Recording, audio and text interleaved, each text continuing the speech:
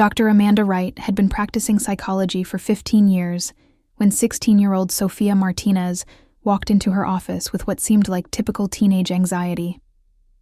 Nothing could have prepared her for what would become the most extraordinary case of her career, challenging everything she thought she knew about human consciousness, memory, and the very nature of reality itself.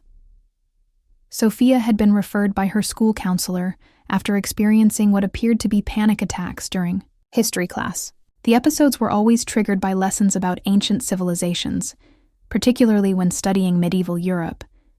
During these attacks, Sophia would become agitated, speak incoherently, and sometimes faint. Her parents were desperate for answers. Dr. Wright began with standard therapeutic approaches, assuming Sophia's symptoms were related to academic stress or underlying trauma. The teenager was articulate and intelligent, describing vivid dreams about living in a stone castle, wearing heavy dresses, and speaking to people in a language she didn't recognize, but somehow understood perfectly. During their third session, Sophia mentioned that the dreams felt more like memories than fantasies.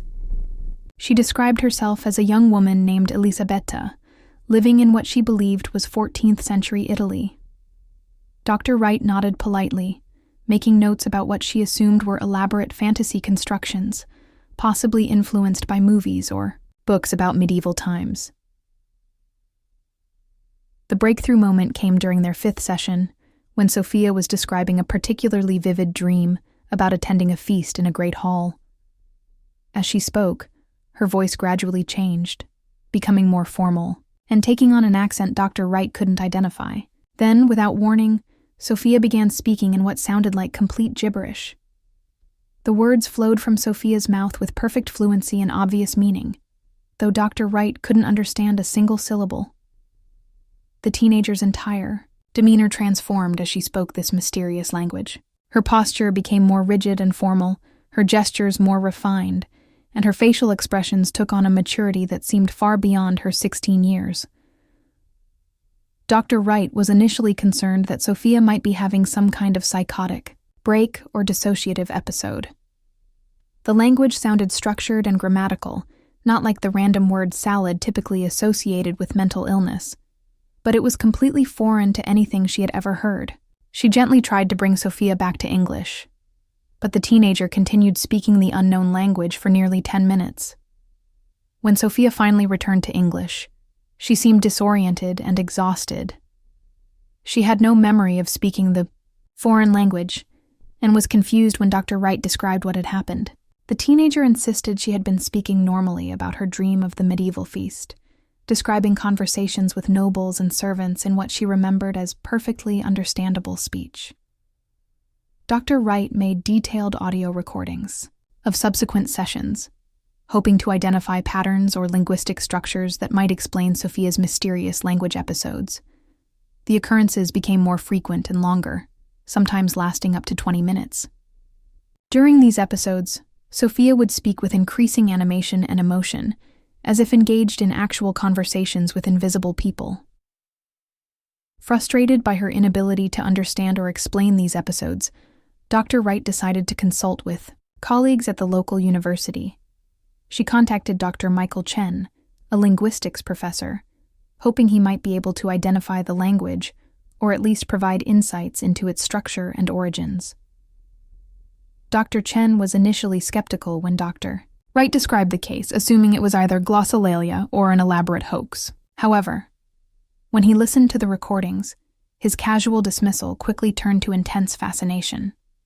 The language displayed complex grammatical structures, consistent pronunciation patterns, and sophisticated vocabulary that would be nearly impossible to fabricate convincingly.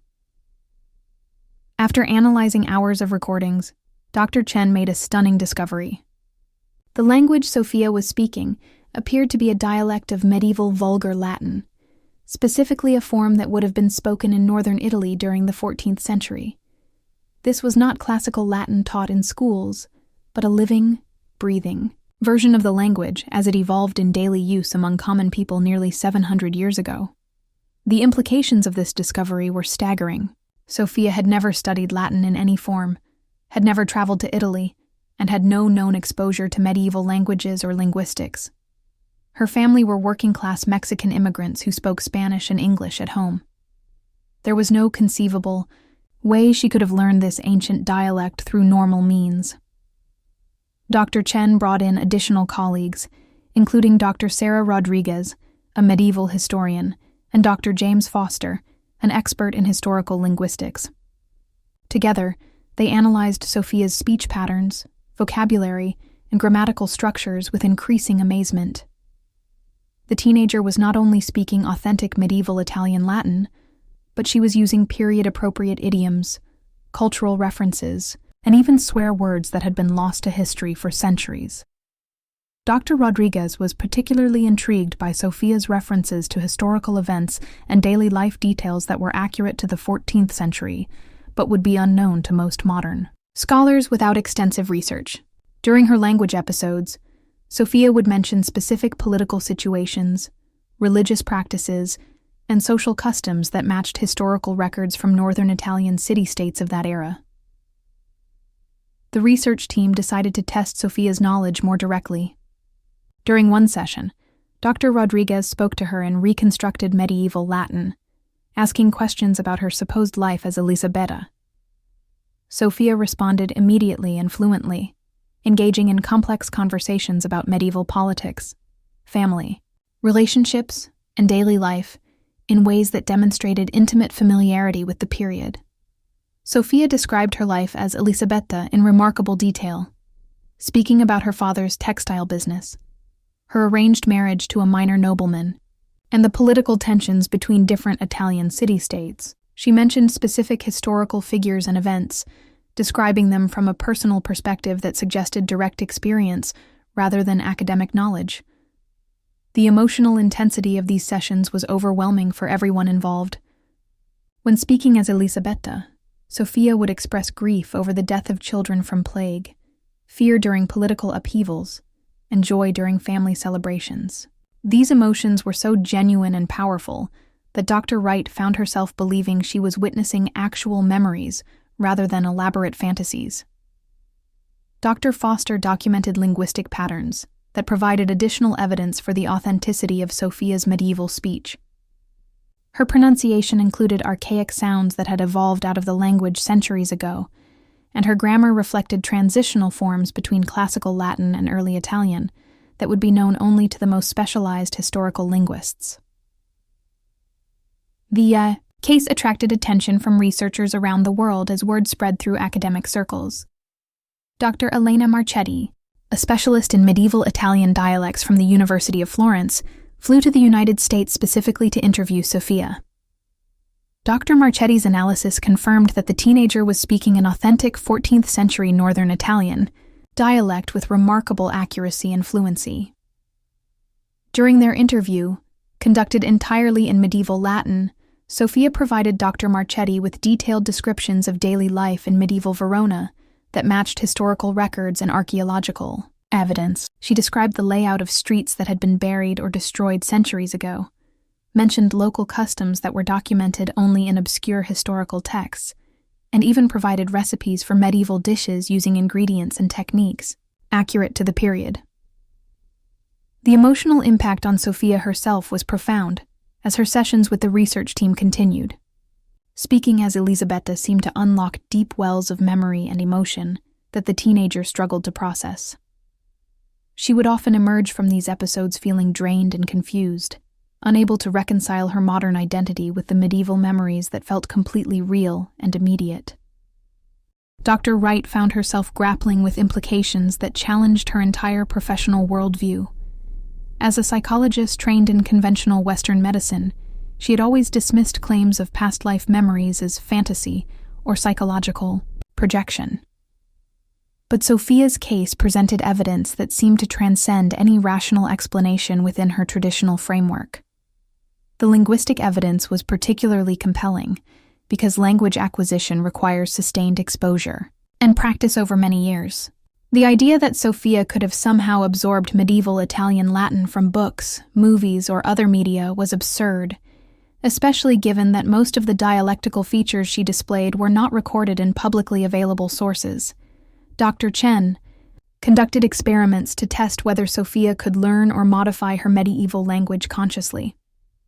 He discovered that during her normal waking state, she could not understand or speak a single word of Latin. The linguistic ability appeared only during her altered states when she identified as Elisabetta, suggesting that the memories and language skills existed in a compartmentalized part of her consciousness. The research team documented over 40 hours of recordings in which Sophia spoke fluent medieval Latin, providing consistent and detailed accounts of life in 14th century northern Italy. Cross-referencing her statements with historical records, they found an accuracy rate that exceeded what would be expected from even the most knowledgeable medieval scholars. Sophia's descriptions included intimate details of medieval domestic life that were not recorded in most historical sources. She described the texture and smell of different fabrics, the taste of period foods, the sound of different musical instruments, and the physical sensations of wearing medieval clothing. These sensory details added layers of authenticity that would be nearly impossible to fabricate from written sources alone. Dr. Rodriguez was amazed by Sophia's knowledge of medieval religious practices and beliefs. Speaking as Elisabetta, the teenager would recite prayers in archaic forms, describe religious festivals with accurate details, and express theological concepts that reflected the specific religious understanding of 14th century laypeople rather than modern interpretations of medieval Christianity. The case took an even more extraordinary turn when Dr. Marchetti discovered historical records that seemed to corroborate specific details of Elisabetta's life as described by Sophia. Church records from 14th century Verona included mentions of a textile merchant family with a daughter named Elisabetta, who married into minor nobility, matching several key details from Sophia's accounts.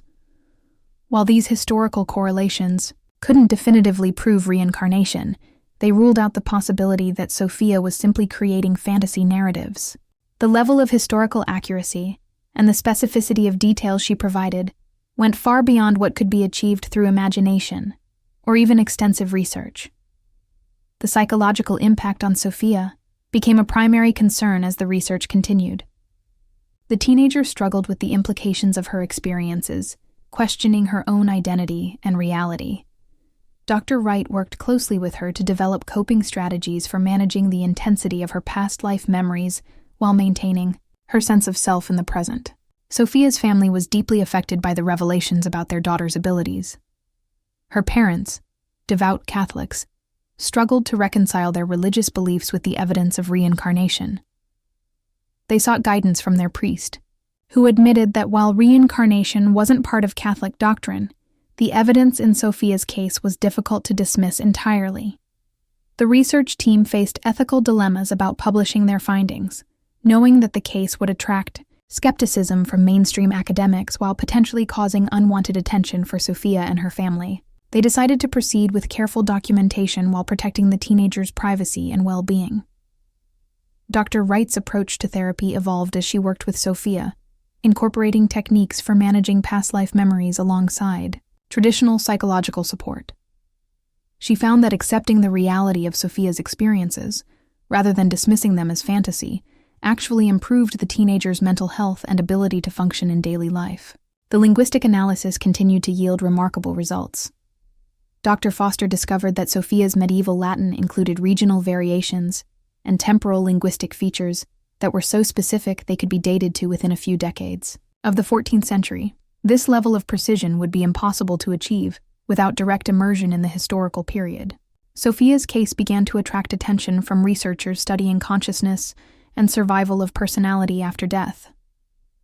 Dr. Patricia Williams, a psychiatrist who had studied similar cases, joined the research team to investigate the psychological mechanisms that might explain Sophia's experiences. Dr. Williams documented patterns in Sophia's brain activity during her past life episodes, finding unusual electromagnetic patterns that differed significantly from her normal waking state. While these findings didn't prove reincarnation, they suggested that something extraordinary was occurring in Sophia's consciousness during her medieval language episodes. The research team also investigated whether Sophia might be accessing some kind of collective unconscious or genetic memory that preserved linguistic and cultural information from her ancestors. However, Genealogical research showed no Italian heritage in her family lineage, making this explanation equally unlikely. As the case study progressed, Sophia's episodes gradually became less frequent and intense. Dr. Wright theorized that the recognition and validation of her experiences had helped integrate the past life memories into her overall consciousness, reducing the psychological tension that had been causing her symptoms. Sophia herself developed a more philosophical approach to her unusual experiences, seeing them as a gift that provided insights into the continuity of consciousness and the mysteries of human existence. She expressed gratitude for the opportunity to remember a previous life, even though the intensity of the memories had initially been overwhelming. The final research paper, published in a journal specializing in anomalous psychological phenomena, documented one of the most compelling cases of apparent past life memory ever recorded. The combination of linguistic evidence, historical accuracy, and psychological authenticity made Sophia's case impossible to dismiss as fraud or fantasy. Dr. Wright's professional perspective was permanently transformed by her work with Sophia. She began incorporating openness to past life memories into her therapeutic practice, finding that this approach helped other clients who had similar experiences but had been afraid to discuss them for fear of being dismissed or pathologized. The case of Sophia Martinez and her medieval memories continues to challenge conventional understanding of consciousness, memory, and personal identity. Her fluent speech in a language dead for centuries provided objective evidence that human awareness might extend far beyond the boundaries of a single lifetime. The linguistic analysis revealed layers of authenticity that would be virtually impossible to fabricate, while the historical accuracy of her memories suggested access to information that could not have been acquired through normal means. Sophia's case stands as one of the most documented and compelling examples of apparent reincarnation in modern research. The profound implications of this case extend beyond individual psychology to fundamental questions about the nature of consciousness itself. If Sophia's memories are genuine, they suggest that human awareness can survive physical death and carry forward detailed information across lifetimes, including complex linguistic abilities that take years to develop. For Sophia herself, the experience provided both challenges and gifts. While initially overwhelming, her past life memories eventually became a source of wisdom and perspective that enriched her understanding of life and death. Her ability to speak medieval Latin fluently remains one of the most extraordinary linguistic phenomena ever documented. The research team's work with Sophia opened new avenues for investigating consciousness, memory, and the possibility of survival after death. Their careful documentation provides a foundation for future research into cases where individuals demonstrate knowledge or abilities that cannot be explained through conventional understanding of human learning and memory. If this incredible story of a teenager speaking a language dead for centuries has expanded your understanding of human consciousness and the mysteries of memory, please like this video and subscribe to our channel for more amazing cases that challenge everything we think we know about the nature of mind and identity.